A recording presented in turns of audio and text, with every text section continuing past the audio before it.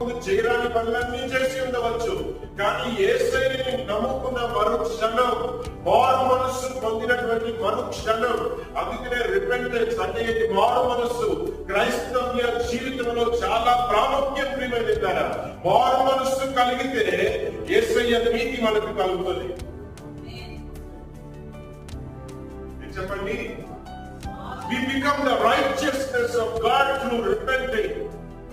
యేసయ్య వైపు తిరగడం, యేసయ్య వైపు లోకమును విడిచి ఇంతకాలం లోకంలో బ్రతికాను, ఇంతకాలం లోకం కోసం బ్రతికాను, లోకంలో ఉన్న వాటి కోసం బ్రతికాను, బట్ ఫ్రమ్ హియర్ ఆన్ ఇప్పుడు ఇక మీదట నేను యేసయ్య బిడ్డగా నేను బ్రతకబోతున్నాను అని మారు మనసు. That is changing our mind, change of mind, change of our thoughts. ఏంటి మారు మనసు, మనసుని మార్చుకుని, లోకం నుండి మన మనసుని మార్చుకుని యేసయ్య వైపు తిరగడం.